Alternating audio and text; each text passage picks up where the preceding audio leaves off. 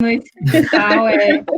Estamos aqui com a Isabela Cruz, que é da comunidade quilombola Paiol de Telha.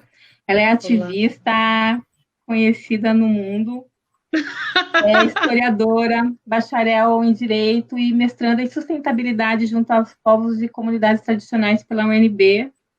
A Rafaela Miranda é da comunidade quilombola Porto Velho, São Paulo.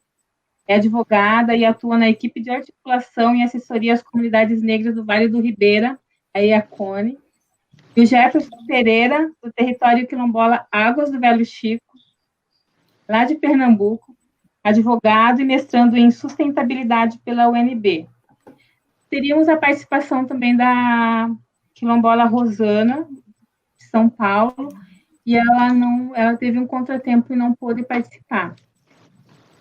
Então, nós temos esse coletivo aqui desde 2015, então a chamada é grupo de pesquisadores, porque nós, desde que a Rafinha, o Jefferson e a Isabela entraram na graduação do Direito do Pronera, nós nos encontramos num grupo de pesquisa e pudemos fazer várias discussões, então nós já temos uma discussão há algum tempo, e nos reunimos há um mês para criar um texto, para pensar uma produção que nós publicamos no site da CIPAD também, falando desse momento, dessa conjuntura que estamos todos vivendo e como isso tem afetado as comunidades quilombolas e as estratégias que estão sendo tomadas. Então, são pesquisadores também, têm já feito uma reflexão, produção bem interessante sobre a temática, que são as experiências deles, a vida deles, e aí agora a gente quer ouvi-los, Eu acho que o objetivo aqui é que eles, possam falar, a partir da trajetória deles, das especificidades das comunidades deles, e eu vou passar, então, a fala para a Rafaela, trazer um pouquinho do contexto das experiências dela, da comunidade dela, e do que está acontecendo neste momento por lá. Oi, Judy. Então, eu vou trazer um pouquinho, na verdade, aqui do contexto, tanto da minha comunidade, quanto também aqui, um pouco do Vale do Ribeira, do que eu tenho entrado em contato por aqui, do que eu tenho percebido, dessa situação, que o Covid-19, o coronavírus, ele não só provocou, mas ele agravou, acho que a gente pode partir disso, de que esse vírus, ele agravou ainda mais a situação das comunidades quilombolas, tanto daqui do Vale do Ribeira quanto do Brasil, e ele tem incidido de várias formas nas comunidades. A gente aqui, a realidade aqui do Vale, a gente tem diversas comunidades, que estão em várias fases de situação, de reconhecimento, de regularização fundiária, e a gente tem aqui sentido bastante assim, na questão do acesso tanto ao transporte, assim, que acabou diminuindo bastante, muitas vezes também o acesso à água potável, do acesso também à internet, que muitos também não têm acesso à internet, isso tem viabilizado, por exemplo, a tentativa de acessar os auxílios,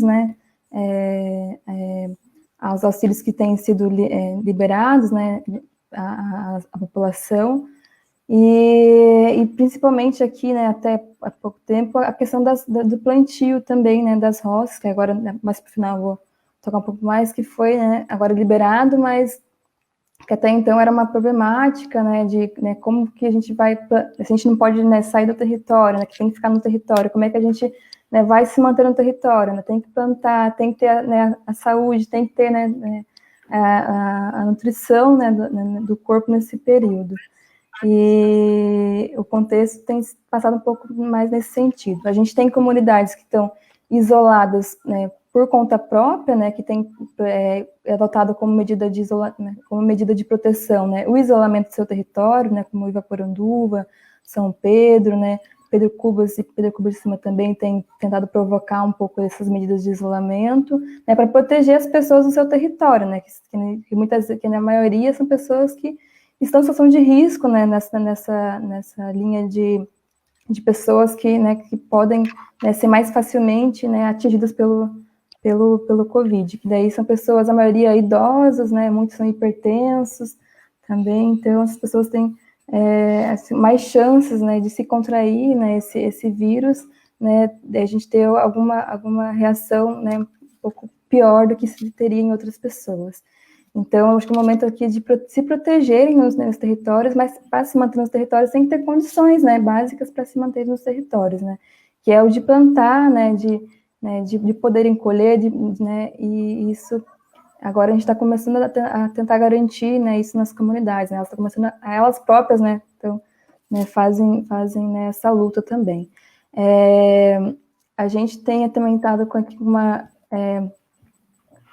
uma dificuldade em relação, né, à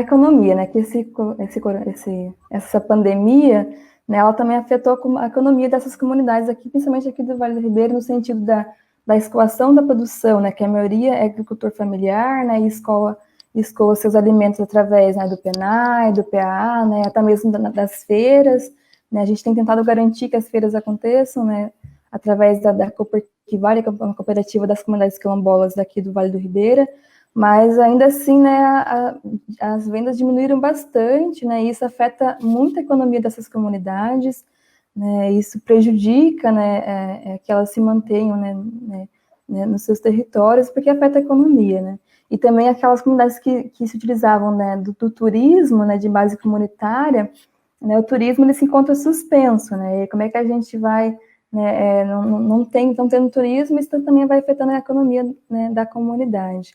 Né, então, estão tendo essas dificuldades na escoação dos seus alimentos, né, e na rentabilidade mesmo, na questão financeira, né, que está sendo prejudicada, e muitas vezes, né, também, dependendo da situação, não consegue acessar, né, o auxílio, ou quando acessa, tem que vir na cidade para fazer, né, o saque, tem que vir, né, nos municípios, né, tem poucos bancos, né, não são municípios que são tão estruturados, né, nesse sentido de, tanto na questão de saúde quanto na questão bancária mesmo, assim, não tem muitos bancos, né, e tem, aqui na cidade tem, de Eldorado, onde eu estou falando, né, tem um banco uma lotérica, né, e o povo vem na lotérica. Quando tem que sacar, né, os idosos, eles vêm, né, até mesmo, né, a aposentadoria, eles têm que vir na cidade, aí gera aglomeração, geram filas gigantes, né, e como é que a gente pensa isso, né, como é que a gente pode melhorar essa situação, né, aí fica o questionamento para geral também. Então, são várias situações, assim. E aquelas comunidades que estão tentando fazer isolamento por conta, né, algumas estão tendo dificuldade, né, porque ou muitas vezes porque o território não é regularizado, e daí tem alguns terceiros, né, ou ainda tem pessoas que não respeitam mesmo a comunidade, né, e entram na comunidade tanto para turismo, porque, né, a maioria está em casa, aí quer turistar, vai no quilombo, né, quer ir no Rio, vai na comunidade, né, não entende que a comunidade também está ali tentando se proteger, né, então isso gera desconforto, assim, né, gera preocupações, né, para a comunidade, no sentido de como é que vai se manter, né, nessa quarentena, como é que, né, vai se promover esse isolamento que é tão importante, né, tendo essas condições, essas condições, né, de não conseguir muitas vezes, né, manterem o isolamento quando elas querem, né, adotar essas medidas, né. Então, surge bastante essas dificuldades, assim, né, de a gente, né, pensar estratégias de como enfrentar essa questão. Eu acho que dá para começar, acho que vai ser um pouco disso, assim, depois a gente pode retomar mais algumas coisas, né, mais também a nível nacional, e depois também acho que a dinâmica ficou um pouco de falar um pouco do contexto agora e depois das estratégias, né, então dá para começar um pouco nessas questões. Obrigada, Rafinha. Então, eu vou fazer a mesma questão para o Jefferson. Jefferson, falar um pouquinho do seu lugar, né, dentro da comunidade, as estratégias da comunidade, como que está sendo ali, como que eles estão se organizando contra a pandemia. Boa noite, né? Acho que boa noite a todo mundo que está assistindo aí. Mandar um abraço aí pro pessoal da comunidade que estão aí no no Facebook, né? O pessoal também os companheiros e companheiras está aí, né? Agradecer o convite da Judite, né? Saudar minhas companheiraças aí de luta, de direito da vida, né? A Rafaela e a Isabela, essas irmãs que o direito me deu, né? E falar um pouco da nossa realidade, né? Da nossa realidade enquanto quilombolas, enquanto bacharéis em direito, enquanto advogados populares, né? No enfrentamento do Covid-19. Aqui na minha comunidade, né? Eu sou do território quilombola Águas do Velho Chico, é um território formado por 5 comunidades, né? Eu tenho uma população em média de 500 famílias, então é uma população, né, relativamente a algumas outras comunidades. Mas o que é que a gente tem de concreto assim? A gente tem uma grande dificuldade aqui, Judith, porque historicamente as comunidades elas já têm seu direito negado pelo Estado, né?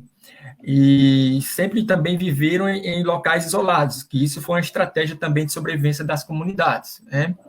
E quando você está no contexto de pandemia, né, onde muitos direitos fundamentais, aqueles que a Constituição garantiu a gente, né, a gente enquanto quilombola, a gente enquanto cidadão, direito à saúde. Então, você vê que a maioria desses direitos fundamentais, eles foram suspensos, né? E quando você fala em suspensão de direitos fundamentais, você fala também de direitos das comunidades quilombolas.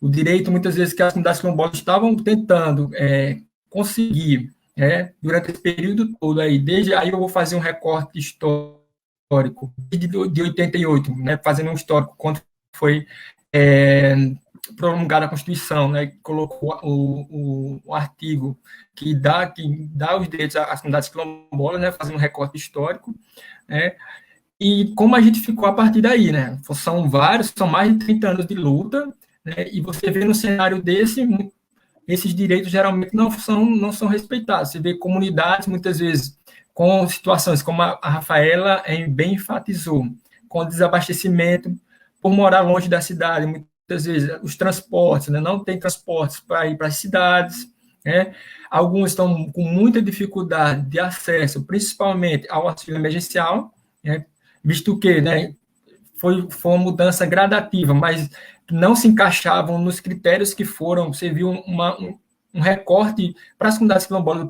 a política do auxílio emergencial não fez, então, algumas pessoas das comunidades quilombolas não se enquadravam em nenhum dos critérios que o governo pontuou, né?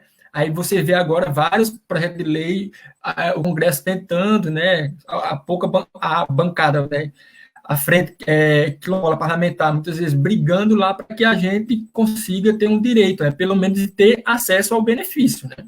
Mas você vê já numa política pública, né, emergencial, você já vê a dificuldade das comunidades. Então, a gente vê aqui muitos quilombolas das comunidades que não conseguem ter acesso ao benefício, né? E com isso você vê, não pode ir na rua muitas vezes comprar o alimento que falta ou comprar o próprio insumo para cultivar a sua roça, e aí você cai no descaso, aí fica a grande vantagem assim, é que as comunidades quilombolas, de certa forma, elas têm uma união muito boa, né? Eles conseguem, muitas vezes, na ausência de um companheiro não ter alguma coisa, né, eles se juntam e ajudam os outros, né? Por mais que muitas vezes você vê políticas como a Conab tentando viabilizar, mas são políticas que muitas vezes, até chegar na comunidade quilombola, né, se você tem igual meu pai fala, o feijão não espera, né, a barriga não espera, né? Daqui que chega para lá, sua barriga já tá com fome, né? Então, aí você vê muitas vezes a união das comunidades quilombolas, né? Que muitas vezes isso você não vê nos grandes centros, né? As pessoas muitas vezes não se preocupam com o outro, o que o outro tá ou não passando, né? E principalmente também na questão da saúde, você vê muitas vezes não tem os decretos, os governos, tanto municipal como estadual, eles não, muitas vezes, nos próprios decretos que eles editam, pelo menos aqui em Pernambuco, eu analisei o decreto estadual e o municipal, não tem nenhum recorte específico para as comunidades quilombolas. E isso no que diz respeito a Pernambuco, e uma falta muito grande. Recentemente, o Ministério Público daqui ele editou uma nota técnica recomendando tanto ao governo estadual como aos governos municipais, né, que tenham comunidades quilombolas, que eles insiram as especificidades das comunidades quilombolas nos planos de contingência. Isso é muito grave. Eu já olhei vários decretos de várias cidades aqui, principalmente na região aqui do submédio São Francisco, que é onde fica localizado o território quilombola que eu faço parte, e nenhum dos decretos, e eu sei que nessas cidades todas têm comunidades quilombolas, nenhum dos decretos eles fazem o recorte das comunidades quilombolas. Aí você já vê muitas vezes que é o que o Boaventura ele fala num texto dele muito bom, que acho que é a cruel pedagogia do vírus. Ele fala muitas vezes a pandemia também faz o seu recorte. Muitas vezes nesse momento você vê que as comunidades também ficam à margem. Você vê que muitas vezes o governo ele faz políticas, edita decretos, mas se as comunidades não forem lá bater a porta, eles continuam invisibilizados. E para mim é muito sério. Aí eu acho um pouco complicado. No que diz respeito à questão do direito da autonomia das comunidades, as próprias comunidades, o bom assim, o lado não acho que pode ser chamado de lado positivo, mas as comunidades percebendo muitas vezes que aqui dentro mesmo é difícil, as pessoas dizem das comunidades para mim, Jefferson, aqui a gente muitas vezes, como a gente é retido, não tem muito contato com as pessoas de fora, a gente tem muita preocupação. Mas o que acontece? Em algumas comunidades quilombolas, né, tem um fluxo muito grande de pessoas de fora. Vem e volta para a comunidade, né? Esse direito de ir e vir. Só porque, né, muitas vezes, nesse ir e vir, né, que muitas vezes o vídeo se propaga, né? A questão da contaminação, né, comunitária. Ô, Jefferson, posso te cortar um pouquinho? Pode. Você mora no território do Velho, né, das Águas do Velho Chico. Como é que é esse território, assim, só para a gente ter noção de como é a região que você está falando? Eu não perguntei isso para a Rafinha, ela pode falar depois também, mas já que você está falando, né, de dentro, como que se constitui esse território e qual é a população que reside ali? Como que é isso aí em Pernambuco? Você está, né, Jefferson de Pernambuco. Isso. Então, minha comunidade quilombola, né, como eu acho que eu comentei no início, 500 famílias, né, formada por 5 comunidades relativamente grandes, né, onde as pessoas vivem mais da agricultura, né, tanto para a subsistência como também para a comercialização, né? A maioria do território ele fica localizado, praticamente 90% do território fica localizado às margens do Rio São Francisco, né? E uma outra parte do território é um território que é um mix um pouco de Caatinga com a área verde do Rio São Francisco, então, tipo assim, é um mix, né? É uma maravilha, eu adoro demais, eu consigo ter acesso a 2 biomas só em meia hora de caminhada, então eu consigo... Não é à toa que eu tenho essa paixão toda por onde eu vim, né? Eu estudei fora e voltei para cá, né? É uma comunidade, produz bastante fruta, né? É o que está tendo bastante saída, né? Sofre um pouco com a questão do escoamento da produção, né? Isso é uma questão também preocupante, Júlio, porque aqui tem bastante a questão dos atravessadores, né? Então, os atravessadores vêm, né, compram as frutas e a produção das comunidades e levam para fora, né, e pagam um preço abaixo do mercado, né. E aí também tem a grande preocupação do Covid, porque geralmente esses atravessadores são de grandes centros, vem de Teresina, Fortaleza, né? E eles têm um fluxo muito grande com as comunidades. Semanalmente eles vêm pegar frutas. Então, é também uma preocupação muito grande com a comunidade, né, nessa questão do escoamento, porque se você vê um atravessador vem comprar de Fortaleza para cá, né? Ele vai ter contato com também os quilombolas que estão fazendo a carga, né? Que estão trabalhando na colheita, né? Isso para a gente também está sendo preocupante. O que a gente está fazendo em relação a isso é tentar orientar o pessoal, né? Porque também tentar bloquear de uma vez fica muito complicado, a não ser que a gente tenha alguma política, né? Que vá ajudar as comunidades a a fazer como o governo do Maranhão está fazendo, o lockdown, né, o bloqueio total. Mas no que diz respeito às comunidades é um pouco complicado, porque eles necessitam, muitas vezes, escoar a sua produção, né, ter contato um pouco, por mais que eles tenham esse cuidado todo, né? Então, é uma grande preocupação que a gente está tendo. Eu acho que, para início de conversa, um pouco isso, eu acho que aí, na segunda rodada, a gente traz mais alguns elementos e conversa mais um pouco. Então, obrigada, Jefferson. Isa, é com você. E eu acho que eu pegar um ponte ali do que o Jefferson falou por último, né? Que ele falou do lockdown lá em Maranhão, e a gente está vendo como que o governo está aí com medidas, né, para retirar várias, né, as comunidades quilombolas de Alcântara, né, num contexto totalmente, né, impensável. Então, queria que você também fizesse uma reflexão sobre isso e obrigada. Sim, boa noite, amores, amigos, parceiros de aí. É importante localizar, né, só no primeiro momento, de onde vem esse grupo também, né, que é uma preocupação que a gente já tem há alguns anos de estar conversando de forma solidária, de forma calorosa sobre as nossas experiências enquanto jovens quilombolas, pesquisadores, pesquisadoras, né. A gente se conhece na universidade, na UFPR, e num momento em que a gente também estava se descobrindo enquanto estudante, pesquisador, estudante de direito, morando em cidades diferentes, numa cidade diferente. Então, eu acho que isso é muito importante também, não só para pesquisa, de modo geral, pesquisa no país, né, nesse momento de corte de bolsas na área de humanas, mas de pensar também a importância dos incentivos aos grupos de pesquisa de estudantes de povos tradicionais, né. Atualmente estou fazendo, eu e o Jefferson estamos cursando um mestrado pela UNB, né, um mestrado em sustentabilidade junto a povos tradicionais, e a gente percebe como é importante, porque é uma outra leitura de mundo também, não voltada única e exclusivamente para um desenvolvimento capitalista, de exploração econômica, mas de uma preocupação social, cultural e étnica, né, com o que estamos fazendo, inclusive no planeta, porque eu acho que essa é a grande defesa dos povos tradicionais, né, a defesa da vida neste planeta e a defesa de uma vida coletiva, comunitária, né, e aí isso tudo também vem muito de encontro com essa nossa conversa, porque como o Jefferson muito bem colocou ali, um panorama, se a gente for olhar sobre a história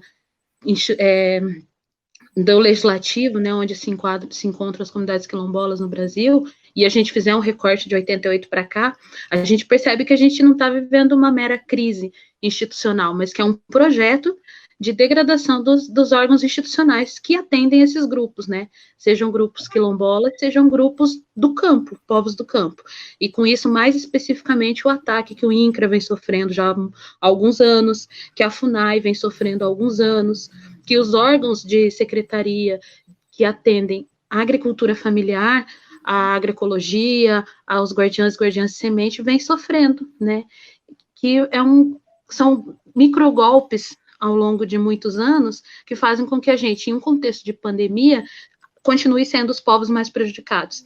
E aí, por exemplo, no relato tanto da Rafa, quanto do Jeff, quanto no que eu tenho dialogado aqui no estado do Paraná também com as lideranças, que são as pessoas que estão nas comunidades, em diálogo com outras comunidades também, o que apresenta é isso, é uma falta de estrutura básica e antiga, de escoamento de produção, na área da assistência à saúde, na área da educação, na área principalmente, tudo totalmente ligado à regularização dos territórios. E aí, como você comentou, de Alcântara, né, o que a gente está vendo é um processo inconstitucional de expulsão do território, de expropriação e expulsão do território, e que fere diretamente a soberania, não só nacional, né, do Brasil como um todo, porque a gente está, enquanto nação, está entregando um território tradicional que está protegido constitucionalmente, mas que não está sendo respeitado, para os Estados Unidos, para fazer uma base de lançamento, né, e enquanto não há uma preocupação direta com a população que está lá e já vem sofrendo violações de direitos há muitos anos.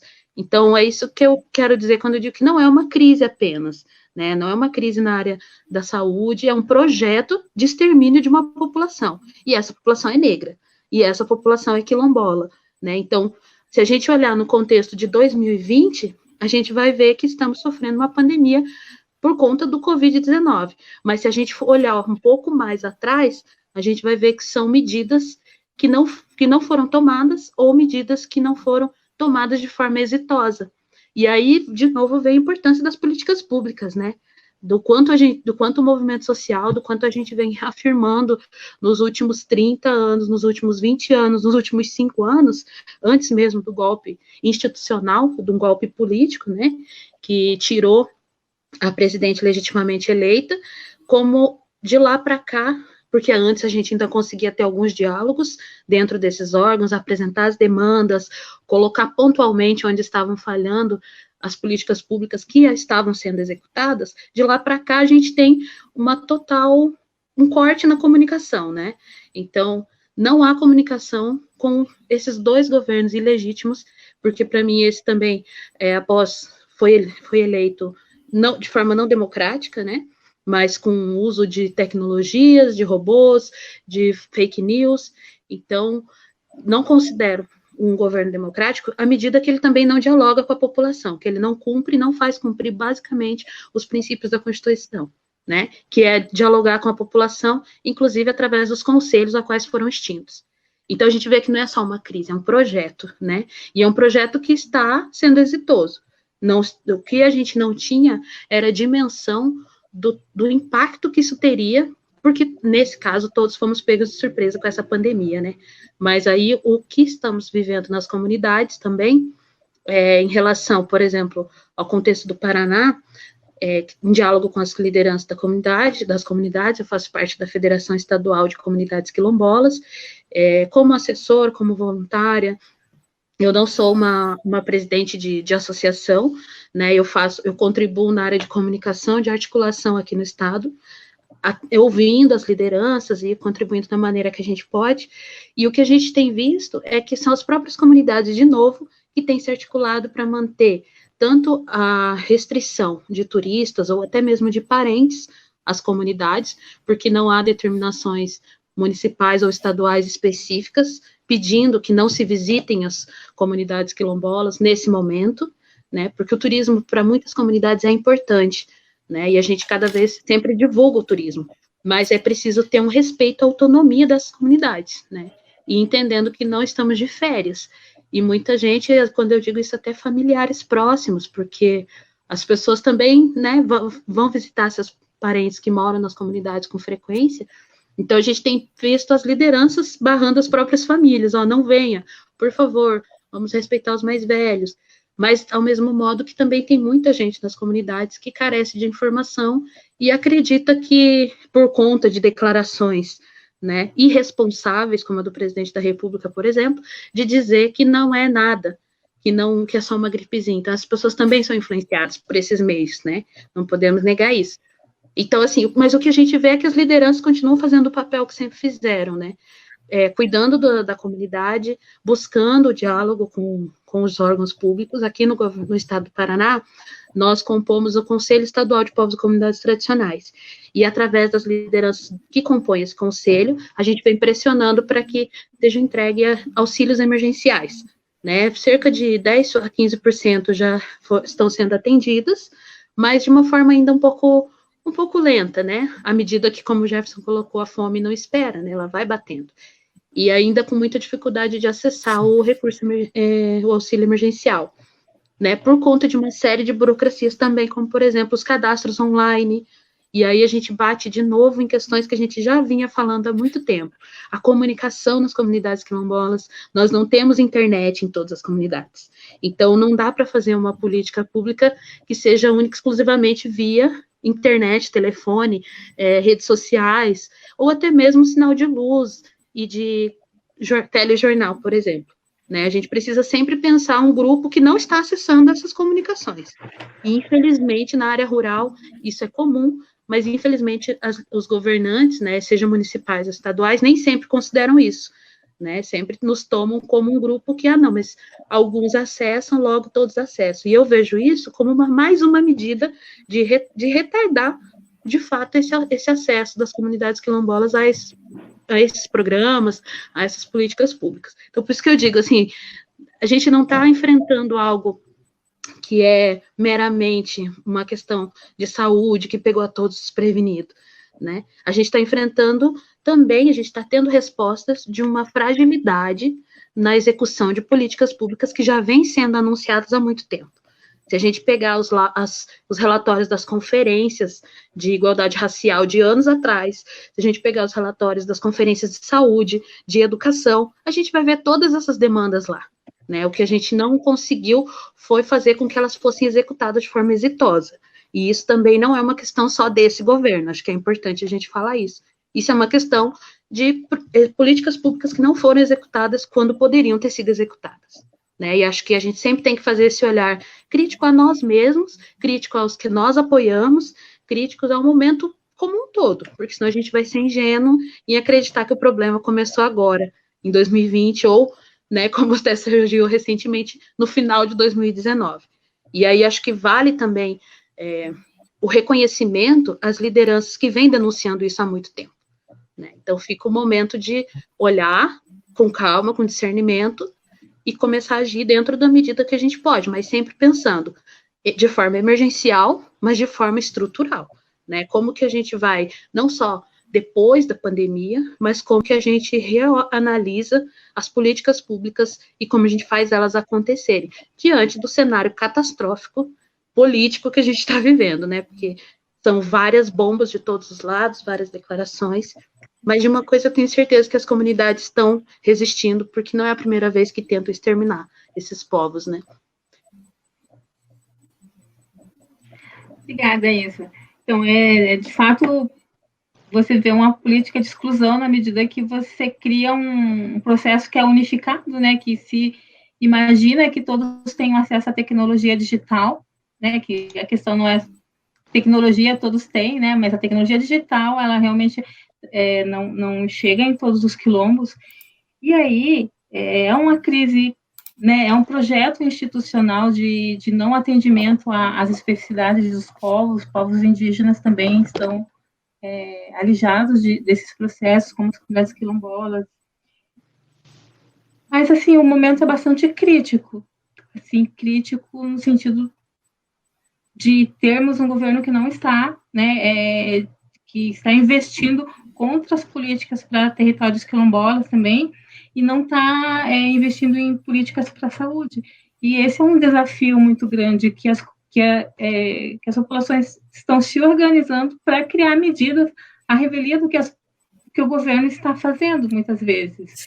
E aí eu queria ouvir de vocês um pouquinho sobre isso, né, sobre os desafios das comunidades e essa demanda, né, essa constante demanda por políticas públicas, mas, né, ao mesmo tempo que você demanda, você constrói estratégias de proteção, porque a situação é catastrófica. A CONAC tá fazendo o levantamento, né, da situação do coronavírus nas comunidades também, né, ela mesma atuando. Eu queria que vocês falassem um pouquinho sobre isso também, sobre como que está a situação nas comunidades, se o Covid já chegou perto, por aí do Pernambuco, né, o Jefferson estava comentando que sim, dá um pouquinho desse difícil momento também. Daí eu retorno a Rafaela. Oi, então, até mesmo um pouco do que o Jefferson falou, a Isabela falaram, né, a Judith também, isso é um grande reflexo de como as comunidades não são ouvidas, né, como que elas não né, essa extinção das comissões, né, igual a Isabela falou, já houve várias denúncias, né, em vários momentos, né, não só nesse ano, mas em anos anteriores, né, e quanto que elas não são escutadas, né, é importante porque elas, né, se a gente constrói uma política em conjunto, ela tem mais chance de dar certo, né, ela tem mais chance de atingir mais pessoas, ela tem mais chance, né, de dialogar melhor, né, com a realidade, né, e isso não, a gente vê que isso não está acontecendo, pelo contrário, a gente está vendo, né, algumas medidas, né, legislativas que estão saindo, assim como a de Alcântara, né, também algumas ações, né, governamentais, que elas, né, estão saindo nesse momento, né, como é que elas estão saindo nesse momento sem ouvir as comunidades, sem, né, consultar as comunidades, né, porque elas têm há muitas demandas e essas demandas devem ser escutadas, né. Quanto às estratégias, um pouco assim, os desafios, né, eu acho que se centra muito nisso também, né, de como pautar, né, de como a gente consegue, né, trazer novamente, né, ou melhorar, né, essa escuta. As comunidades aqui também, até o Jefferson trouxe um pouco da realidade lá lá de Pernambuco. Aqui a gente não teve, acho que notificado alguns casos ainda, né? Pelo menos que eu não tenho notícia. Mas pela CONAC a gente sabe que existe mais, né? A CONAC está organizando, né, de maneira autônoma com parceiros locais, né, esse levantamento, porque não tem um levantamento oficial, né? A gente está até brigando para que esse levantamento ele possa acontecer, né, que sejam identificadas as comunidades, identificadas, né, as pessoas negras, as pessoas que são quilombolas, né, para a gente possa ter, né, esse levantamento para ver o quanto que, né, esses casos ele vem aumentando nesses territórios, para a gente saber onde a gente incidir com mais, né, com mais ênfase em onde a gente tem que, né, monitorar melhor, né, esses dados são super importantes. A gente não tem um dado oficial, né, do governo, do Ministério da Saúde, né, sobre isso. A gente tem, né, igual a gente já comentou, a CONAC fez, né, né, de maneira autônoma com parceiros locais, faz esse levantamento, né, e hoje acredito que foram 17 óbitos já, a maioria tem sido, né, na região do Norte e Nordeste, pelo que eu tenho observado, e já somam mais de 60 casos confirmados em territórios quilombolas, né. Então já dá para a gente mostrar, né, quanto a dimensão, assim, de como isso vai, né, atingindo, e você atinge uma comunidade, muito facilmente você vai atingir, né, uma pessoa da comunidade vai atingir o território, né, a gente tem muitas vezes comunidades com um grande número de pessoas, ou comunidades que estão muito, ainda não conseguiram, né, titular seus territórios, então estão em núcleos pequenos, né, e isso acaba tendo mais contatos, né, então essa realidade, ela pode, né, piorar ainda mais a situação, né. Aqui a gente ainda não conta com casos confirmados, pelo menos não que eu tenha conhecimento, mas a gente também sabe, né, que existe uma notificação, né, desses casos, então a gente não pode afirmar com certeza sobre isso, mas eu acho que as estratégias têm sido mais mesmo nesse sentido de promover, de ter essa prevenção, né, de manter as pessoas na comunidade, né, e de pensar formas para manter as pessoas na comunidade, né. Aí a importância de serem distribuídas cestas para as comunidades quilombolas, né, para os povos tradicionais, para as pessoas que estão vulnerabilizadas nesse período, né, de serem distribuídas também, né, álcool em gel, né, esses kits, né, de higiene, mas também super importante que haja, né, essa comunicação, que essas informações, né, de proteção, de medidas protetivas, elas alcancem os territórios, né. Como já foi bem falado aqui, a gente tem uma grande dificuldade, né, de acesso, né, a tecnologia digital, né, porque agora a gente falou, a gente tem uma tecnologia que é tradicional, mas a tecnologia digital a gente tem uma dificuldade de acesso ainda, né? Na minha comunidade, por exemplo, a gente tem para conseguir internet, a gente tem que ir lá na beira da estrada, né, ficar embaixo de uma árvore lá para pegar um pouquinho de rede de telefone, né, e de internet, né, a gente tem só o telefone rural. A internet Wi-Fi é muito caro para uma região dessa, a pessoa não tem condição de pagar, né, então tem essa dificuldade. E até esqueci de falar, a gente tem mais de 33 comunidades quilombolas, né, aqui no Vale do Ribeira, né, são bastante comunidades, né, então cada uma tem uma realidade também muito diferente, né, tanto cultural quanto de contexto, né, de localização. Tem umas que estão a 3 horas de distância, né, do centro da cidade, muitas vezes não tem nem estrada, né, feita. Até é uma questão importante também, importante que nesse período a gente, né, não deixe de fazer essas manutenções, né, por exemplo, nas estradas dos territórios, né. A gente sabe que a pandemia parou muita coisa, mas essas questões elas têm que ser observadas também, né, porque senão a gente vai estar dificultando ainda mais, né, esse acesso. Aqui a gente tem também procurado, né, nessa questão, né, as comunidades têm dialogado entre si para, né, tentar levar um pouco das demandas, né, para a prefeitura também, né, igual a gente tem essa dificuldade, né, de serem inseridas, né, as demandas das comunidades também, né, nessas medidas que a prefeitura vem adotando. Então, tanto a gente tem solicitado aqui, né, as medidas algumas comunidades, as medidas de comunicação no território, né, de levar algum agente de saúde, levar alguém que possa fazer, né, reiterar essas medidas de proteção, né, para que o povo todo possa estar sabendo, né, que eles não souberem, né, reforçar um pouco da importância dessas medidas protetivas, né, como a gente também não tem conseguido, assim, né, impedir o acesso, sei lá, por balsa, né, porque algumas comunidades têm acesso por balsa, né, a gente não tem conseguido fazer que a prefeitura faça esse controle, né, da balsa para a entrada somente de moradores, né, as comunidades têm promovido elas próprias, né, fazendo cercas, fazendo guaritas, né, para fazer esse controle de acesso aos seus territórios, né, e aqui também uma realidade também muito específica aqui, talvez aqui do Vale, é que as comunidades elas estão, né, em uma região bastante preservada, né, porque elas preservam, né, tá na nossa cultura também essa preservação, né, então não é à toa que a gente tem uma região tão preservada, mas também uma região com tanta cultura quilombola, com tantas comunidades quilombolas, né, não é à toa que essa mesma região tenha tanta proteção da biodiversidade quanto também da cultural, né, das comunidades.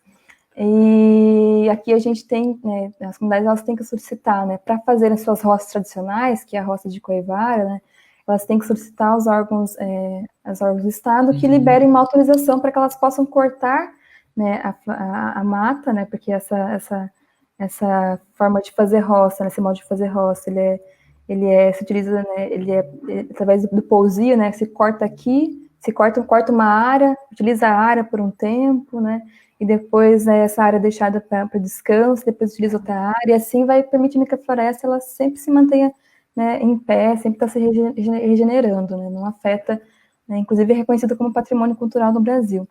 Então, a gente teve que solicitar, né, as comunidades, né, mais de 22 comunidades quilombolas, né, aqui do Vale solicitaram, né, através de um ofício aos órgãos do Estado para que essas roças elas fossem autorizadas, nessa supressão da vegetação, fossem autorizadas o quanto antes, né, para que elas possam garantir, né, os seus plantios, as suas colheitas, fazer, né, ter essa autonomia diante dessa pandemia, né, ainda mais nesse período.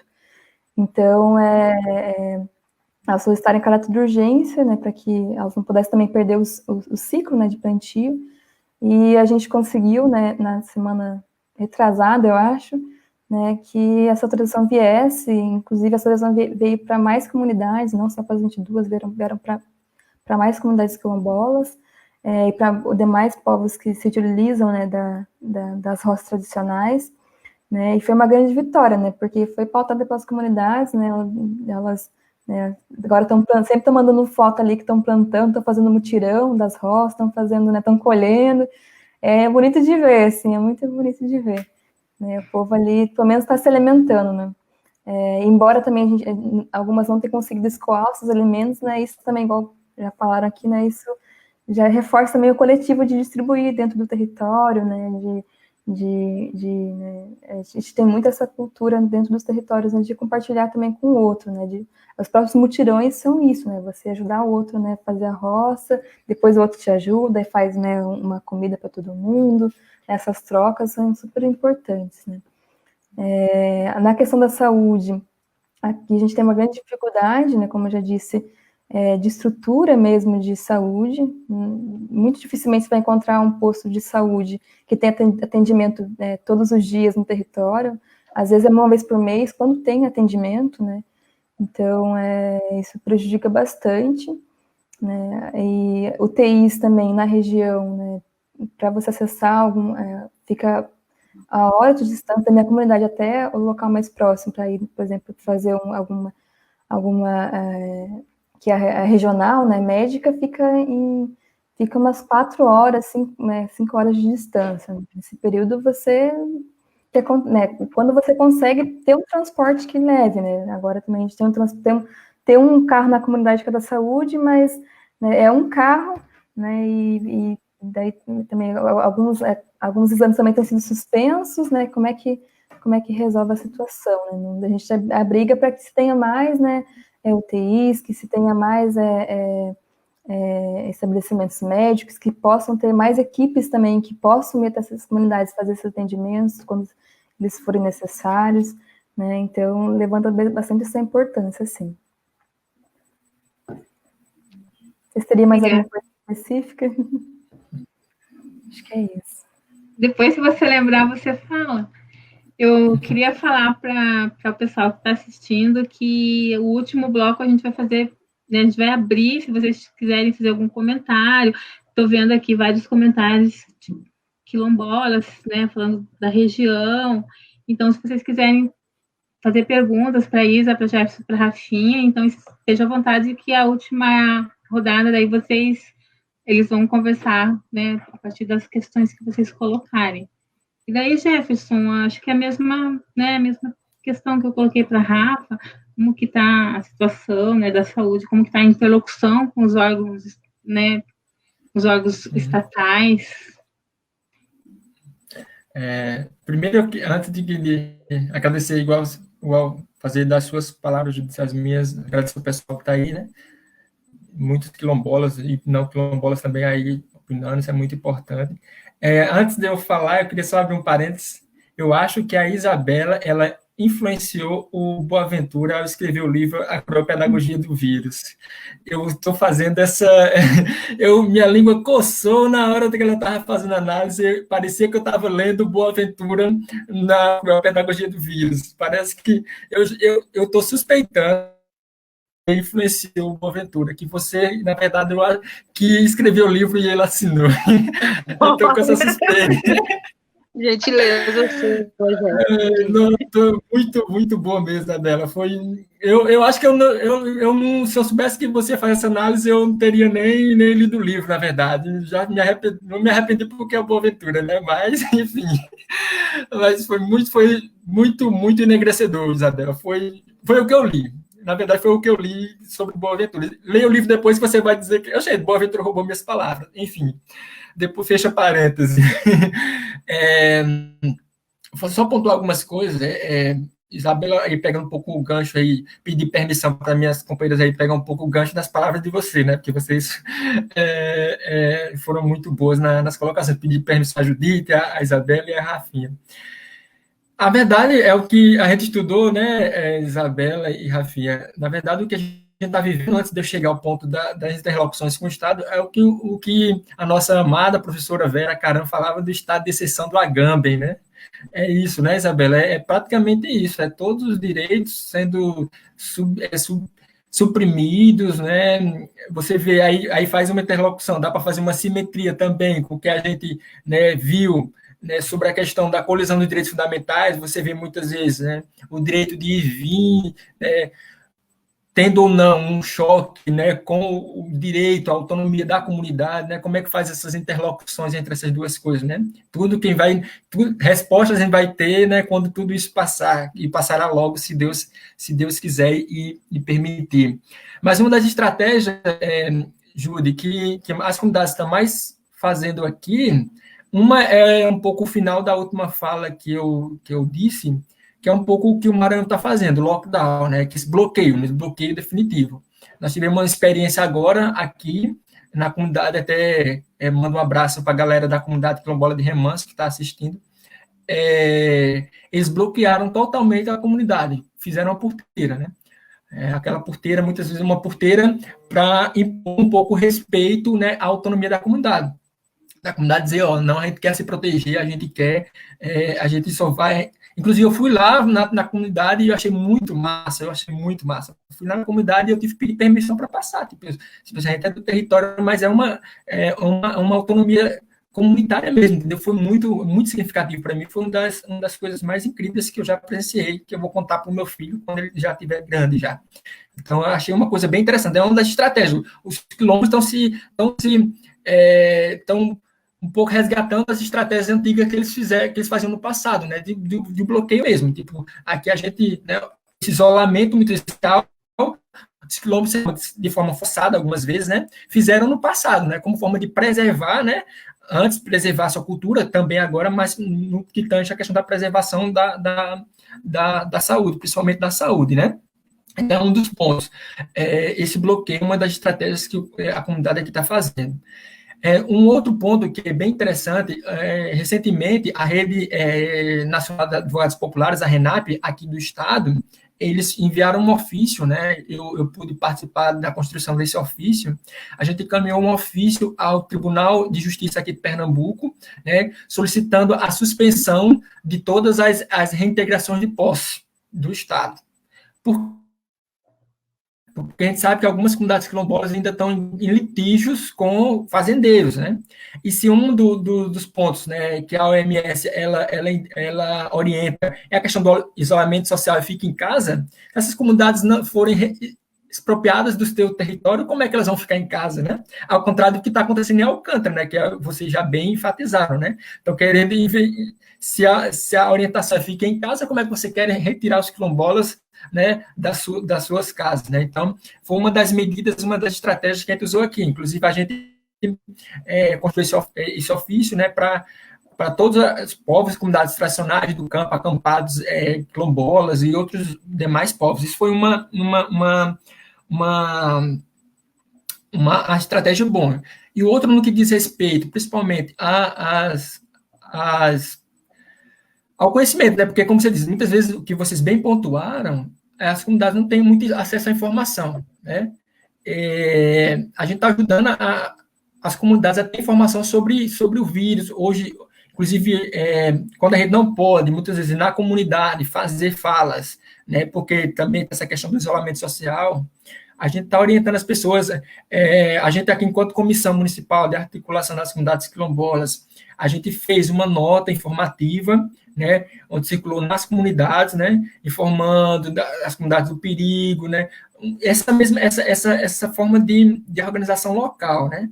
A gente esperava muito que, muitas vezes, os governos, tanto como eu reitero um pouco o que eu falei anteriormente, que nos seus decretos, né, eles um pouco fizessem esse recorte especial para as comunidades quilombolas, né, dada a especificidade do povo, né. Mas não tem. Então, as comunidades estão, de certa forma, fazendo suas próprias orientações internas, né? Tem várias cartas aí que foram lançadas, inclusive os parceiros aí, inclusive o pessoal do Joãozinho do Mangal, que é o coletivo jurídico, que a gente faz parte, eu, Isabela e a Rafaela, a gente faz parte. Vários parceiros estão construindo essas cartas informativas, né? Trazendo orientações como lidar com o Covid, mas de forma específica, como a população do campo vai lidar com o Covid, em especial as comunidades quilombolas.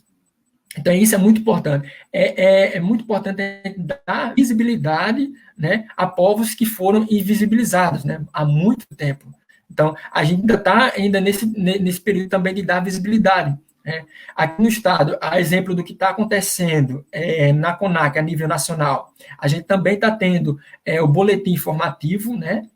Todo dia a gente informa a Comissão Estadual de Articulação das Comunidades Quilombolas se está acontecendo casos ou não, se teve notificações. Então, a gente usa principalmente as ferramentas das mídias sociais aí, né? A gente tem um grupo onde a gente informa, né, a comissão. Então, no final, toda semana a gente sai um boletim, né, informando se tem casos nas comunidades, se tem notificações. Isso é muito importante também, né, para dar visibilidade para os órgãos do governo, que muitas vezes as comunidades elas perecem mais, muitas vezes por ter essa dificuldade de acesso às políticas públicas. Quando vem uma pandemia dessa, elas vão ser as principais, né, as principais que vão sofrer. Né?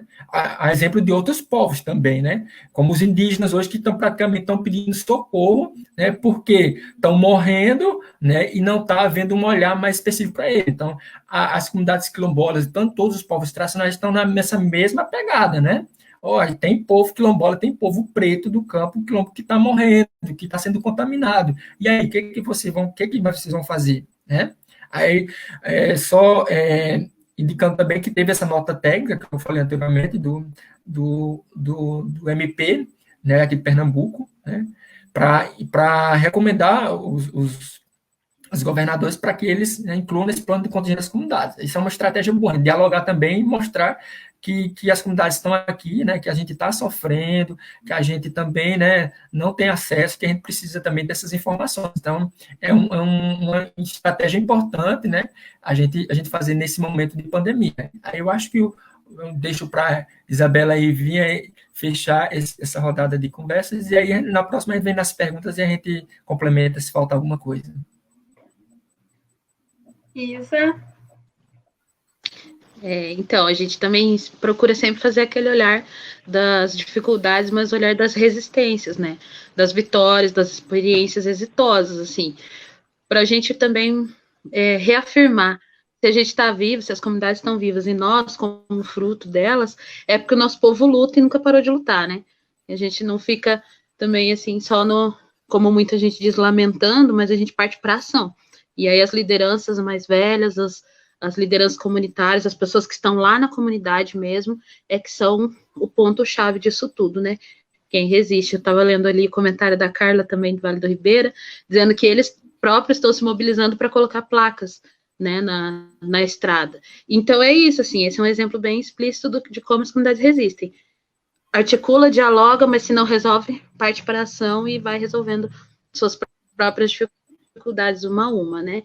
Claro que não com o poder que o Estado, né, teria, o Estado, nesse caso, enquanto nação, né, o Estado brasileiro teria, mas a gente está aí e surgem experiências exitosas, assim, experiências valorosas, como a confecção de máscaras e distribuição pelas próprias mulheres da comunidade, né, a preocupação com os mais velhos e com as crianças, também vejo como unânime, assim, no diálogo com as lideranças, de o máximo possível preservar, porque são os nossos mais velhos, são a nossa memória, e é o nosso futuro também. Então, só sai da comunidade quem realmente precisa sair, ou quem está numa situação que pode sair e fazer algum trabalho voluntário para alguém que não pode sair da comunidade, né? A gente vê a distribuição interna também de auxílios, tipo, famílias que estão um pouco mais dificuldade, outras têm buscado cestas com organizações parceiras, aqui no estado também, especificamente nesse caso da minha comunidade, a gente tem buscado, pessoas, aliás, têm buscado oferecer ajuda. E aí, como é que estão as comunidades? Porque veem que o trabalho da comunidade é desenvolvido ao longo do ano todo. Então, nesse momento, lembram que existem, olha aí, o que a gente pode fazer? E a gente tenta se articular também na medida do possível, né? Uma experiência bacana aqui do Estado, junto com principalmente movida pela articulação de agroecologia, pelos pequenos agricultores, pelo movimento dos trabalhadores e trabalhadoras rurais sem terra, o pessoal da ANA, é que no Paraná está havendo um programa que foi renomeado, né, mas é basicamente o antigo PAA, que é o Compra Emergencial, e dentro do Compra Emergencial, as comunidades quilombolas sempre têm sido lembradas, mesmo quando não há lideranças quilombolas, os parceiros da articulação de agroecologia sempre estão lembrando das comunidades quilombolas, indígenas, para que a gente também seja contemplado nesses editais.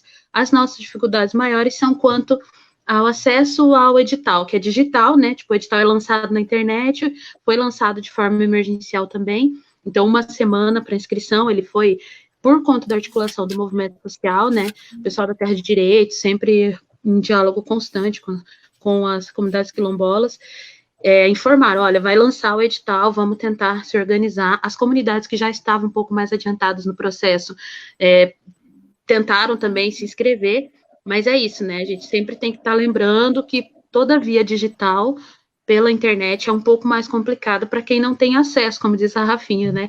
E aí estão perguntando ali também se não vai assistência de agentes de saúde na comunidade. Assim, a gente não pode dar um quadro geral para todas as comunidades, porque algumas têm um acesso mais próximo do município, né? De 10 até 15 quilômetros. Outras já são mais distantes, que são mais de 100 quilômetros do município, né? Então, isso também tem uma dificuldade, tem uma diferença, tanto no acesso à internet e à comunicação, via telefonia, quanto no acesso ao sistema de saúde, né?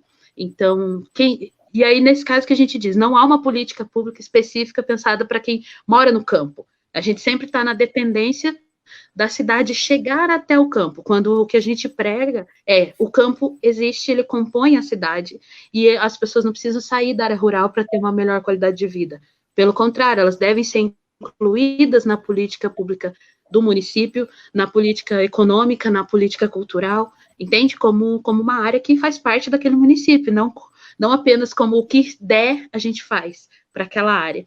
Então, mas aqui no estado, essa compra emergencial tem sido uma luta que está sendo, inclusive, divulgada a nível nacional, para que a gente retome o PA, que é o Programa de Aquisição de Alimentos, né, que é um programa que, durante alguns anos, foi o grande fortalecedor econômico das comunidades. E aí a gente olha para uma questão que também já estamos com, assim, vamos olhar pelo lado positivo, a gente está despertando mais recentemente, mas já é uma luta antiga também dos povos do campo, que é a importância da agroecologia e da agricultura familiar para o sistema de alimentação nacional, né? Se, de novo, vamos lá, as palavras-chave, se o campo não planta, a cidade não janta, né? Porque o agro, ele não está preocupado com o que vai para sua mesa. O agro é pop, é tech, é tudo, mas é tudo para exportação, é tudo para alimentar um sistema econômico capitalista que não é o de preocupação com sua saúde. Então, temos visto que as pessoas têm se preocupado cada vez mais em consumir alimentos orgânicos, agroecológicos, e quem planta esses alimentos são pessoas que estão preocupadas com a saúde da sua família, porque não querem plantar com veneno, que estão preocupados com a saúde de quem vai comprar, porque sabem que são famílias também, que são pessoas. Então, é uma outra forma de se relacionar com a terra, com o plantio, com o roçado, né? E é isso que a gente tem visto como exitoso também. A valorização da alimentação orgânica e agroecológica nas reuniões, e daí a grande importância do PA também, para que a gente possa escoar essa produção e fazer com que as pessoas na cidade se alimentem de forma mais justa, né? De forma mais saudável, mas também com preço mais acessível, porque você ir até o mercado e não ter outra opção, senão alimentos a um alto custo, também é um fator de saúde, por exemplo, porque aí quem se alimenta melhor é quem tem mais condições de acessar a esse alimento, e se a gente não tiver esse olhar da população negra, de uma população que não está conseguindo sequer acessar as cestas básicas, né, a gente já tem um panorama também de quem vão ser os maiores afetados pelo Covid, não só por essa, mas por outras doenças também, né, e aí que a gente faz um recorte da população negra, por exemplo. Se a gente há longos anos, a longos períodos, seja vários anos, essa população está submetida a menores condições sociais de vida, ela vai ser mais afetada, né? E aí a gente vê os índices não só no Brasil, como nos Estados Unidos, as pessoas gostam de comparar, né? Então, nos Estados Unidos, onde a maioria da população que morre é a população negra. Isso não é à toa também, né? Então, assim, vale destacar a importância da alimentação, do plantio, da agroecologia e da agricultura familiar, né? É a hora de olhar para a terra, voltar para a terra, e cada vez mais a gente tem visto as pessoas querendo plantar, conseguindo também plantar até mesmo na cidade, pequenas hortas, né? E da relação de saúde mental que tem também, né? Porque nesses momentos aí de isolamento, a valorização das ciências humanas, a valorização dos artistas, né, de filmes, de séries, de teatro, de música, de fazer aquela pequena horta no fundo do quintal, da relação com os bichos. Então, a gente está no momento da gente mudar esse olhar, e os povos tradicionais têm esse olhar, né, por isso que a gente resiste há tanto tempo. Não é uma coisa isolada, não é só plantar para ter dinheiro, né, é fazer toda uma outra relação de plantio, de respeito ao tempo, de respeito às relações também, né, intrafamiliares, as relações com os mais velhos, com os mais novos, com as mulheres, que as mulheres têm sido a linha de frente também no enfrentamento, né, dentro e fora das comunidades. E aí, assim, as grandes... o Jeff tocou muito bem das estratégias dos movimentos sociais, né, não só estratégias de atuação jurídica, que é o coletivo Joãozinho de Mangal, que é um coletivo de advogados e advogadas populares ligados aos movimentos sociais, principalmente a CONAC, tem atuado de forma brilhante, assim, e incansável, né, com reuniões até mesmo do feriado, e o pessoal tá lá, né, e não desiste, e faz toda uma leitura também do cenário nacional. Um salve para a galera do Joãozinho de Mangal aí que tá arrasando, e também da galera da comunicação, né, porque se não comunica, como que a gente também vai estar sabendo o que está acontecendo em outros espaços? Então, realmente é um tripé, né, a assessoria jurídica, a assessoria de comunicação, e isso dos estados também, né, a importância de conhecer, estudar, não só a legislação, mas de comunicar isso, que é também uma das coisas que a gente está fazendo aqui, né, através de pesquisa, de um olhar mais afinado para isso, e principalmente as lideranças, né, que são as pessoas que estão aí há mais de 20 anos denunciando essas questões, ensinando e passando para frente, e também não desistindo, né, porque também tem suas preocupações familiares, mas ainda assim estão aí na luta de casa. O pessoal, até sido engraçado, o pessoal mais velho na minha experiência, por exemplo, não, fiz uma reunião online, coisa que há algum tempo atrás era meio impensável, né? O pessoal tá aí lutando para aprender e fazendo, fiz uma live, fiz uma coisa que há pouco tempo atrás nem mandava WhatsApp, né? E agora tá aí, então, parabéns para essa galera também que tá se ressignificando, né? Tá reaprendendo, e continuar na luta. Então, são as experiências que nos fortalecem também, né? Ver que a gente não tá sozinho, que a gente continua lutando e que a gente pode olhar para um passado, né?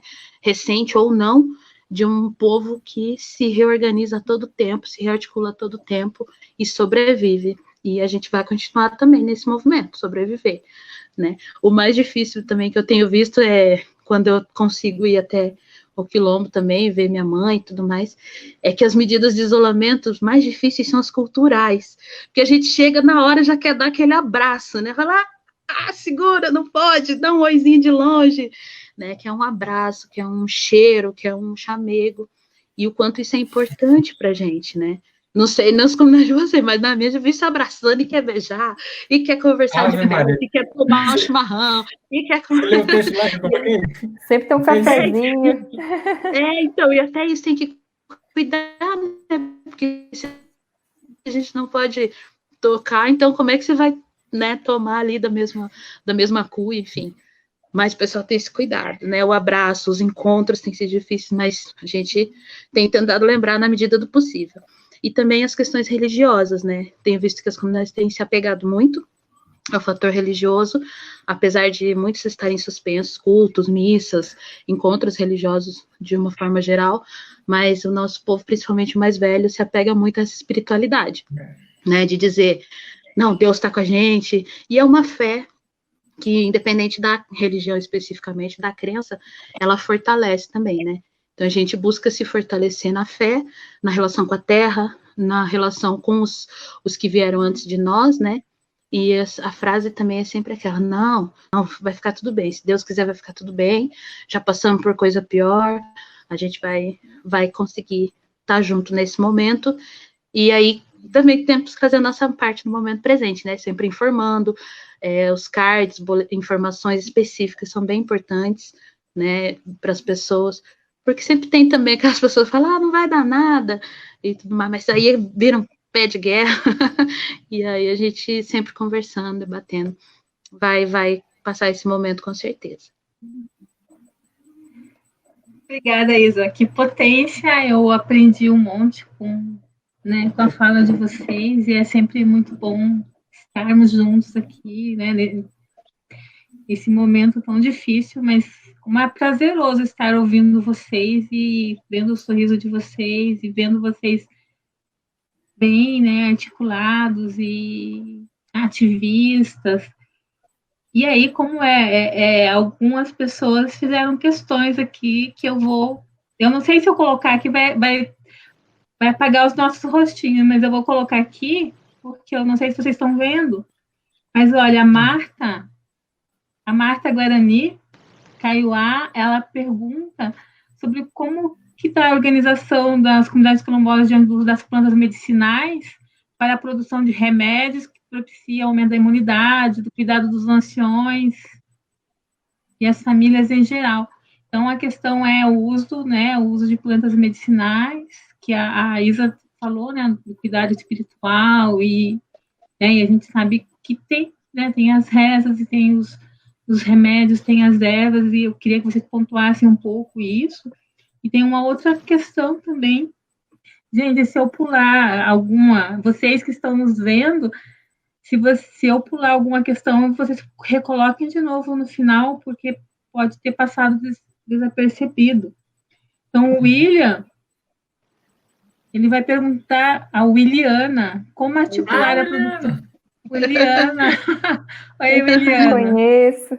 Ela pergunta como articular a produção dos quilombos com demais comunidades camponesas, ribeirinhas, litorâneas, com o intuito de garantir o escambo da produção nesse período.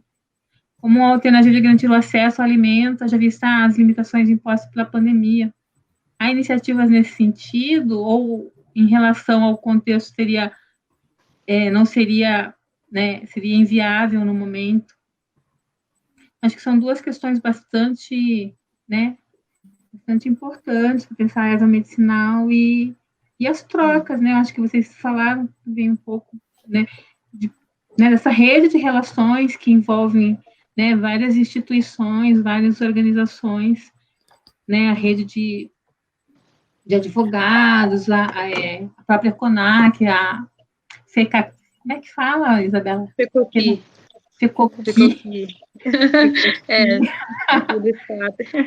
Então, sobre as ervas medicinais, né, a gente tem feito, pelo menos temos tentado divulgar o máximo possível, que, claro, a gente precisa dividir isso também, né, seguir as orientações de que as ervas não podem ser tomadas de forma isolada, achando que vão resolver um caso já confirmado. Mas o que a gente tem batido é o fortalecimento do sistema imunológico através do uso das ervas e do alimento natural, do alimento agroecológico, né, assim, aquela coisa, prevenir a gripe, né, fortalecer o corpo o máximo possível para que diante do Covid, do coronavírus ou de qualquer outra doença infecciosa ou uma doença respiratória, aqui no sul, por exemplo, né, tá chegando o inverno, então já prevenir esse estado de fragilidade do corpo, mas a gente segue as recomendações médicas da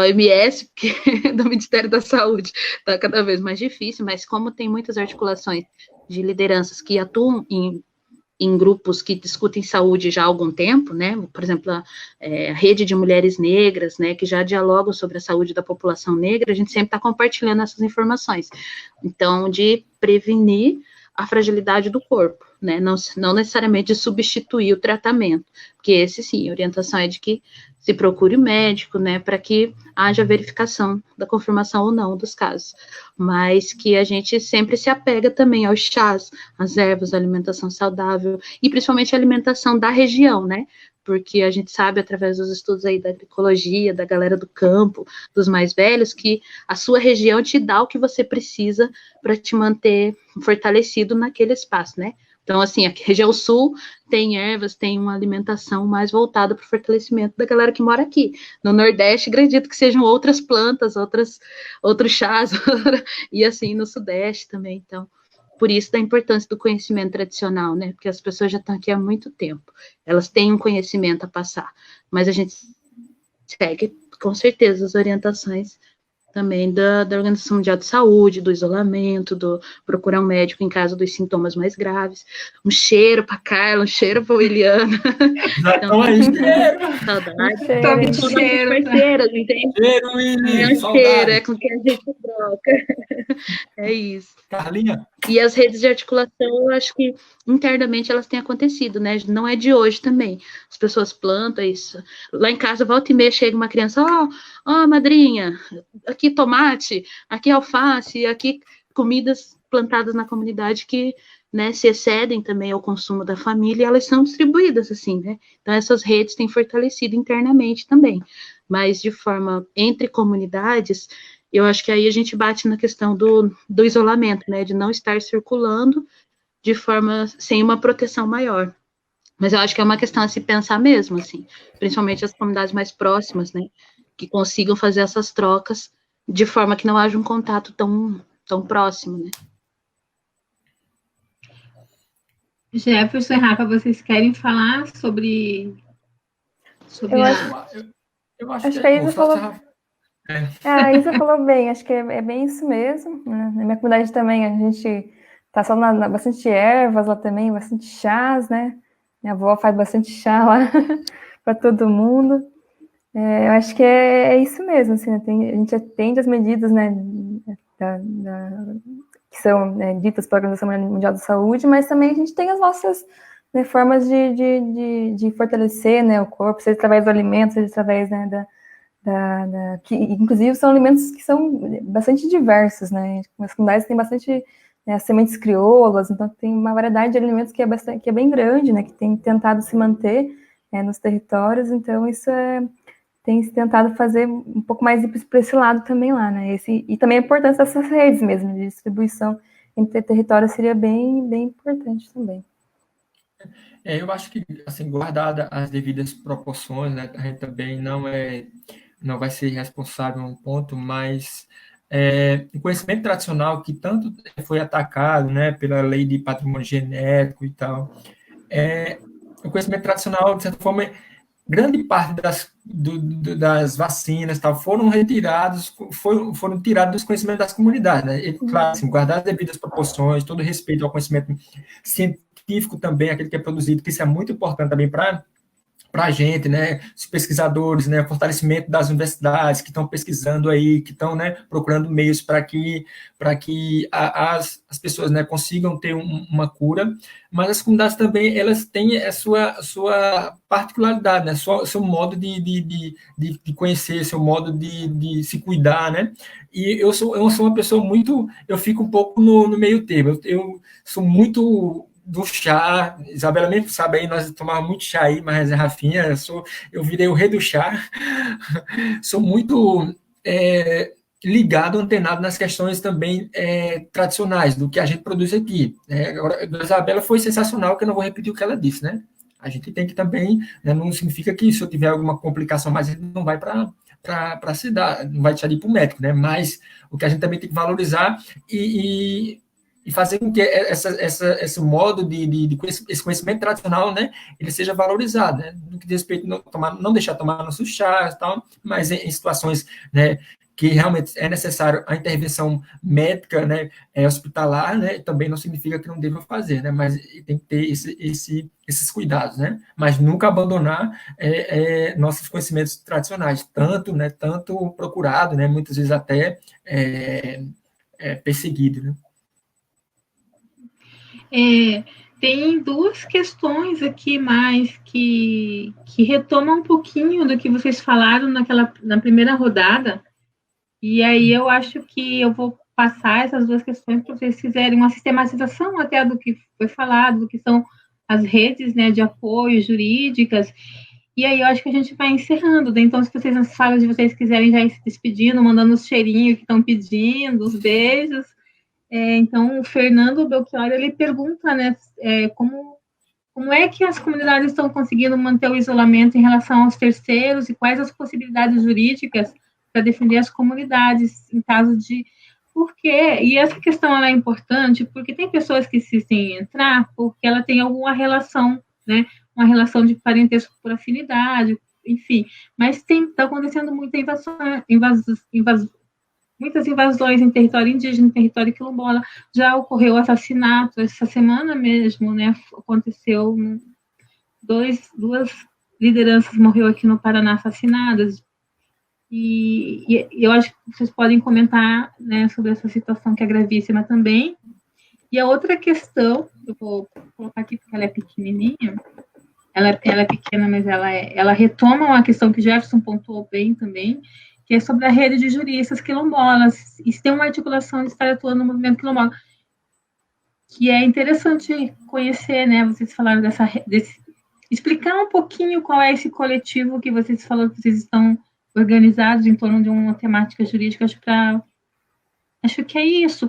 E aí, né? Acho que não terão outras questões. E aí vocês podem fazer as ponderações o tempo que vocês acharem necessários e já se despedir do pessoal. E obrigada, gente. Obrigada a vocês que estão nos assistindo. Obrigada, coletivo, por essa oportunidade de a gente estar aqui de novo. Acho que começa pela Rafinha, né? Que a gente aí fecha o círculo.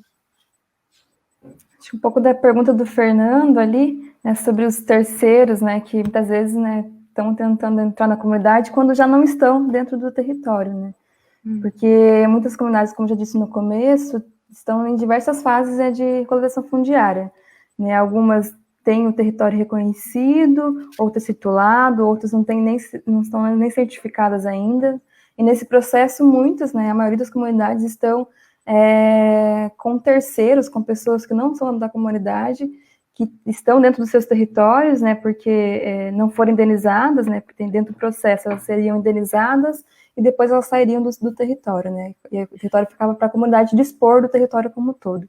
Então, elas não dispõem do território como um todo, existem esses terceiros, né, na comunidade, e essas pessoas, elas, né, às vezes precisam acessar o território, né, e muitas vezes acaba gerando embate, mas também com pessoas externas, né, como eu disse no começo, turistas, muitas vezes que querem ir para a comunidade para ir no Rio, né, para ir, né, visitar a comunidade, familiares também muitas vezes, né, que tentam entrar no território.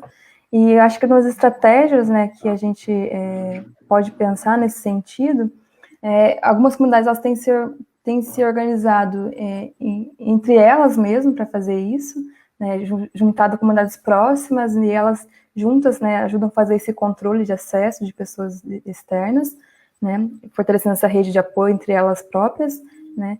Outras também têm solicitado, né, a instituições como o Ministério Público, né, para que faça recomendações nesse sentido, né, de que elas têm direito de fazer essas medidas de controle de acesso, né, então elas reforçando essa importância, e também, muitas vezes, né, até né, nessas recomendações, tanto do Ministério Público, mas também em conversas com organizações locais, né, a própria prefeitura, de tentar, né, viabilizar que o próprio município possa fazer esse controle de acesso, né, seja através da entrada da cidade, através, né, da balsa que dá acesso à comunidade, né, fazer esse controle aí. Eu não sei se foi exatamente essa pergunta, só retomar um pouquinho aqui.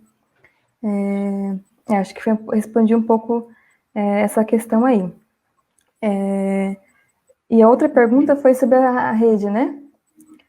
A gente tem... A CONAC, ela tem um coletivo, que é o coletivo Joãozinho de Mangal, que trabalha um pouco com essa questão da jurídica mesmo das comunidades quilombolas. Joãozinho de Mangal, ele foi um quilombola, né, ele faleceu já, acho que era um estudante, né, de direito. Isso, acho que é da turma de Feira de Santana, não é de Salvador, a turma do Pronera. Então, é uma rede que ela tem se ampliado, né, ela tem diversos apoiadores, né, instituições, né, advogados populares também, advogados populares, né, instituições que ajudam a pensar um pouco, né, as estratégias, enfim, como lidar, né, com a questão quilombola através do âmbito jurídico, né, um pouco nessa frente aí. Mas também um pouco sobre os terceiros, tem uma coisa que eu acho que eu deixei de falar no começo, né, até mesmo por terem terceiros, né, que residem na comunidade, né, por não ter acesso ao território como um todo, isso impede, por exemplo, que a comunidade ela possa ampliar mais ainda, né, os plantios, por exemplo, né, acaba ficando um núcleo só, ou até mesmo, né, só para comentar que eu não falei no começo ali, mas isso também acaba impedindo, dificultando que as comunidades elas possam plantar, por exemplo, também. Um pouco da realidade, né, da regulação fundiária, quanto que ela é importante, né? Principalmente ela se torna importante nesse momento, ainda mais. Obrigada, Rafa. Jefferson, a Rafa não mandou o cheiro. Ai, gente, um abraço para todo mundo. Manda, Rafa, manda logo, Rafa, manda logo. Não estou acostumada muito com esse negócio de live, estou falando com vocês aqui, acho que... Mas um abraço para todo mundo aí que está escutando a gente, que bom que vocês estão aqui ouvindo a gente, compartilhando, lançando suas perguntas também, acho que é super importante, né? Lembrando né, alimentando também esses afetos aí, tem bastante gente mandando um abraço, né? Retribui esse abraço e carinho, que depois da quarentena a gente possa se reunir, né? Vamos matar essa saudade aí que tá grande. Agradecemos a todos e a todas. Jefferson. Eu acho que eu queria só ver a pergunta do Fernando, né? E mandar um abraço para ele lá, companheiro aí de luta, de longa data, de mais de 10 anos Agora companheiro, né, Fernando? Agora na advocacia, agora você não sabe o orgulho e a felicidade que eu tenho agora de chamar de companheiro agora, de luta jurídica. Qual é a pergunta mesmo aí? Só retomando, Júlio, para mim essa aqui. Vocês veem como eu vejo aí ou não? Eu estou vendo, manter isolamento de terceiros e quais possibilidades de evitar a defender as unidades em caso de pessoas de fora insistam em entrar Entendi. Então, eu acho que a gente falou um pouco sobre as estratégias, né? Aqui as comunidades estão fazendo o bloqueio mesmo, né? Algumas comunidades estão fazendo o bloqueio das comunidades, né? Para não deixar sempre tem aquelas questões, né? For uma questão de urgência, uma questão de ambulância, né? Toda essa questão da produção. Aí as que forem entrarem sempre ter aqueles cuidados, né? Se for uma pessoa de fora ficar em quarentena, não ter acesso, né? Então tem todos esses cuidados, né? A ideia inicial pelo menos de uma comunidade quilombola que está aqui é do bloqueio total, não é um lockdown totalmente, mas é um bloqueio parcial, né? Mas sempre evitar que os que entrarem na comunidade sempre ter aqueles cuidados, né? Aqui no estado, há uma corrente agora para um pouco fazer o que, e aí eu acho que a gente está trabalhando enquanto RENAP aqui, Fernando, no estado, do lockdown no estado de Pernambuco. Então, como a gente vai aplicar também isso dentro das comunidades, entendeu? Como é que vai fazer esse lockdown dentro das comunidades, entendeu? Então, uma corrente aqui, já algumas conversas, a própria rede já está se articulando, né? A rede de advogados populares aqui do estado, né? Para ter essa medida, né? Então, um pouco utilizar essa medida também juridicamente, né, para evitar também que haja essa entrada, né? Porque vai haver muitas vezes a tentativa, né? Mas a gente tentando, por meio, né, desses decretos, né, essas ferramentas jurídicas aí, externas, a gente consegue também fazer esse bloqueio juridicamente, né? Tentando, também argumentando a questão da autonomia das comunidades, né? Enquanto aí invocando a Convenção 69 da OIT, né? Enquanto a comunidade pode, porque como eu falei no início, há aquele conflito muitas vezes das normas que pode ser aparente do direito de ir e vir, né? E também da autonomia da comunidade, mas como fazer o seu pensamento, né? De forma que a comunidade não seja mais vulnerabilizada do que já está, né? Então, claro, nunca tem dentro para as comunidades saírem mais vulneráveis. Então, tem como fazer isso, nesse direito de ir e vir, né? Mas também sem negar a autonomia das comunidades. E aí, o que o Adalmir, mandar um abraço para o Adalmir. Adalmir é no quilombo de Conceição das Crioulas. Conceição das Crioulas foi uma escolinha para a gente aqui da comunidade. Inclusive, o Fernando Priotti também atuou lá um tempo aí atrás. A Adalmir foi um grande articulador que teve aí com a gente aqui, nossa, ajudou a gente no processo de autorreconhecimento, então uma grande liderança lá da Conceição das Crioulas. Um grande abraço para ele, o Antônio e mais. Existe, né, a nível, como o Rafinha já falou, não repetir, mas a nível estadual também, a gente criou um coletivo, né, de juristas, né, com advogados e estudantes de direito também, que está dialogando um pouco. O Antônio Criolo, ele está um pouco, que ele é da CONAC também, Coordenação Nacional, ele está fazendo essa articulação a nível estadual. Então, tem esse coletivo. E, para além do Joãozinho de Mangal também, que é feito, como a Rafaela falou, com organizações, né, e advogadas e estudantes, né, de bacharéis de direito quilombola, tem também o coletivo jurídico quilombola. Esse é só formado, esse aí é o nosso, a nossa, dando seus olhos, esse é só formado por quilombolas. Isso é um grupo, nossa, eu nunca pensei em minha vida, tem um coletivo jurídico formado por bacharéis, estudantes e advogados só quilombolas. Isso é uma chata, está sendo uma experiência maravilhosa, né?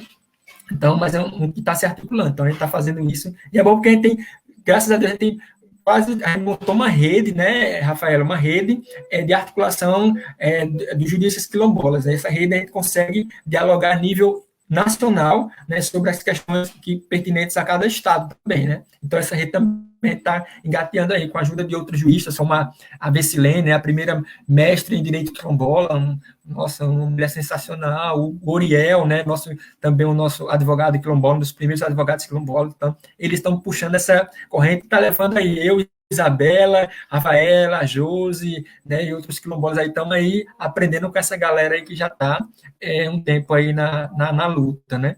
Mandar só um abraço, agradecer a Judy. Judy é sensacional, Judy, para quem não conhece a Judy, foi que praticamente ajudou a gente nessa questão da pesquisa, enquanto pessoa também, ajudou muito na estadia em Curitiba, a tornar Curitiba menos fria, né? Menos fria. A Judy foi uma das pessoas que acolheu, né? Responsável, ela é a Liliana Porto, ajudou a criar o primeiro coletivo, né, de estudantes quilombolas da UFPR. Eu me orgulho muito de ter entrado nesse debate, Judite, no NEAB, trazer os quilombolas para dialogar a questão racial dentro do NEAB. Foi sensacional, e eu só admiro você por ter... eu sempre falo que a Judite, ela nos empolga a escrever, a estudar, a querer mais. Isso, para mim, eu agradeço muito. E a Isabela, sensacional. A Isabela e a Rafaela, vou falar as duas juntos, são duas irmãs mesmo, que eu vou levar para o resto da minha vida. Assim. São pessoas, para mim, sensacional, assim, sensacional. Eu não tenho, sinceramente, se eu fosse falar de vocês, eu passaria a noite aqui falando. Então, eu prefiro só dizer que minha admiração por vocês vocês são mulheres maravilhosas, são meu debate de gênero, enquanto homem negro, machista, e agora sou uma outra pessoa, sou um advogado, homem, com um senso totalmente diferente do que eu era antes, graças à convivência que eu tive com vocês. Então, eu aprendi muito, eu adoro vocês e seguimos na luta, tá? A Rafinha e a Isabela também junto também. Não vamos se separar nem a pau. Se vocês se separarem de mim, eu corro atrás de vocês. Enfrento o coronavírus para poder não separar de vocês. Gente, um abraço, beijo e cheiro para todo mundo. Não vou mandar todo mundo não, porque lá tem muita gente demais. Graças a Deus tem muita gente. Um abraço, gente. Obrigada, Jefferson. São amigos, né? A gente montou um grupo e ficamos amigos. Teve até briga e tudo. Faz parte, é bom também para situar. Para situar que a harmonia ela acontece depois também, né? Que a gente consegue ter relações aqui a respeito, né? E há divergências, enfim, mas né? Aprendi muito com vocês, agradeço muito pela partilha em tudo. E aí, Isabela, né, suas considerações a respeito né, das sensações?